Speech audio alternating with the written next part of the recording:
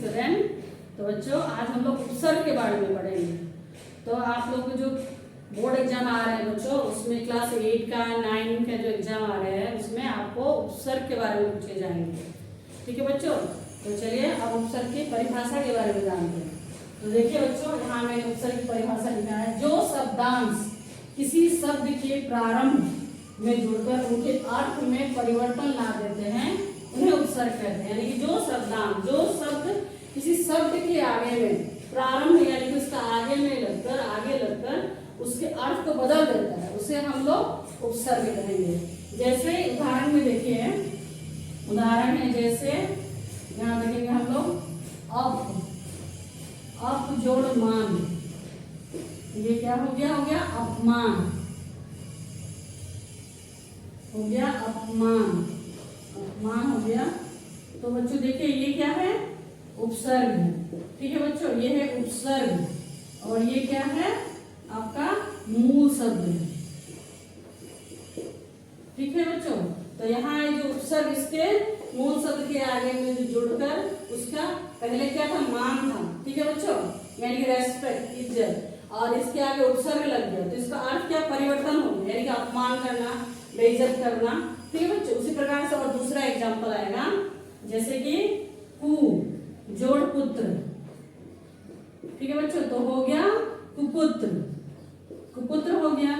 तो यहाँ देखिए कु यानी कि बुरा, ठीक है बच्चों, पुत्र यानी कि बेटा। पहले क्या था, मूल शब्द है पुत्र और इसके आगे उपसर्ग लग के क्या हो गया, कुपुत्र। तो ये सब क्या, ये क्या उपसर्ग है। उसी प्रकार से आएगा कि और ये प्रयोग लगेगा जैसे कि प्रति, उपसर्ग लगा है यहाँ प्रति जोड़ कुल, तो क्या हो गया इसका प्रतिकूल, प्रतिकूल, प्रतिकूल, प्रति जोड़ कुल, ये हो गया उपसर्ग। ठीक है बच्चों, उसी प्रकार से आते हैं सु जोड़ पुत्र। ठीक है, तो यहाँ हो गया सुपुत्र, सुपुत्र यानी कि अच्छा बेटा, कुपुत्र यानी कि बुरा बच्चा। ठीक है, बुरा लड़का, बुरा बेटा। तो यहाँ सु है क्या हो गया, उपसर्ग हो गया, ये क्या हो गया, मूल शब्द हो गया।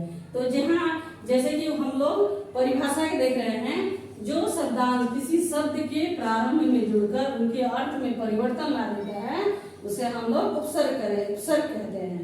जो शब्द यानी कि सीधे सीधे शब्दों में कहा जाए कि मूल शब्द के आगे जो नया शब्द लगता है जिसके कारण अर्थ में परिवर्तन आ जाता है उसे हम लोग उपसर्ग कहते हैं। ठीक है, शब्द के प्रारंभ में जब जुड़कर शब्द के अर्थ में परिवर्तन ला देता है उसे हम लोग उपसर्ग कहेंगे। तो यहाँ उपसर्ग के हम लोगों ने जान लिया कि उपसर्ग का किस प्रकार से चयन करेंगे।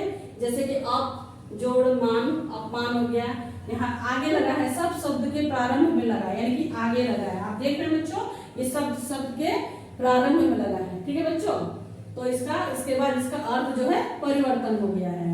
अब उपसर्ग लगा है शब्दों में, मूल शब्द में ये उपसर्ग लगा है, उसके बाद मूल शब्द में जुड़ने के बाद में इसका जो अर्थ परिवर्तन हो गया है। तो उसी प्रकार से और भी उदाहरण में लिखा दे रही हूँ जिससे आपको और भी आसानी होगा।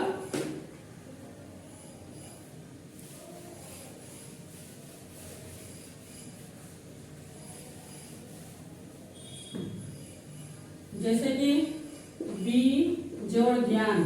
ठीक है बच्चों, तो यहाँ हो गया विज्ञान। उसके बाद में सु जोड़ रक्षा, हो गया सुरक्षा। सब यहाँ जैसे जैसे उपसर्ग लगते जा रहे हैं वैसे वैसे अर्थ में परिवर्तन आते जा रहा है। जैसे कि परा जोड़ जय, हो गया पराजय। ठीक है बच्चों, तो ये उपसर्ग प्रारंभ में मूल शब्द के आगे लगे और शब्द का जो है अर्थ जो है बदल गया। ठीक है बच्चों, तो आपको हमेशा ध्यान रखना है कि प्रीफिक्स जो है यानी कि उपसर्ग जो है शब्द के आगे लगते हैं।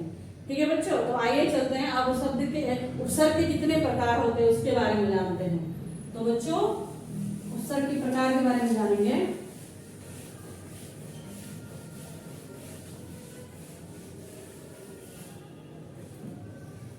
तो उपसर्ग उपसर्ग के 4 प्रकार होते हैं, 4 प्रकार होते हैं। तो बच्चों उपसर्ग के कितने प्रकार होते हैं? 4। तो पहला प्रकार है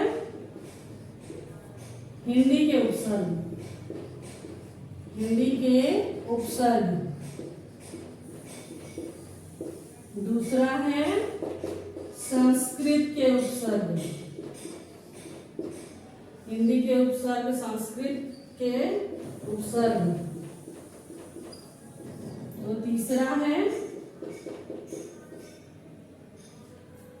है उर्दू फारसी के उपसर्ग। और चौथा है उपसर्ग की तरह प्रयुक्त, उपसर्ग की तरह प्रयुक्त अव्यय। तो बच्चों हमें अभी पता चल गया कि उपसर्ग के कितने प्रकार होते हैं। उपसर्ग के 4 प्रकार होते हैं। तो 4 प्रकार के नाम क्या क्या है? हिंदी के उपसर्ग, दूसरा है संस्कृत के उपसर्ग, तीसरा है उर्दू फारसी के उपसर्ग और चौथा है उपसर्ग की तरह प्रयुक्त अव्यय। ठीक है बच्चों। तो बच्चों हम लोगों ने आज उपसर्ग की परिभाषा जाना, जो मूल शब्द के आगे लग के उसके अर्थ में परिवर्तन ला देता है, उसे हम लोग उपसर्ग कहते हैं। उपसर्ग जैसे क्या है? अप हो गया, कु हो गया, सु हो गया, प्र हो गया, प्रति हो गया, ये सब क्या है? शब्द जो है उपसर्ग। अधि हो गया, ठीक है, अभी हो गया, ये सब है उपसर्ग है। ठीक है बच्चों। तो उपसर्ग कहाँ लगते हैं? शब्द के प्रारंभ में लगते हैं, मूल शब्द के प्रारंभ में लगते हैं, उसे हम लोग उपसर्ग कहेंगे। उसके अर्थ में जिससे परिवर्तन आ जाता है। और उपसर्ग के 4 प्रकार होते हैं। तो बच्चों अगली कक्षा में हम लोग उपसर्ग के 4 प्रकारों के बारे में जानेंगे। ठीक है बच्चों। आशा है बच्चों मेरे द्वारा दी गई जानकारी आपको समझ में आई होगी और आप एग्जाम में अच्छी तरह तैयारी करें और दूसरे बच्चों को भी इसे शेयर करें ताकि वे बच्चे भी अच्छी तरह से पढ़ सकें। धन्यवाद।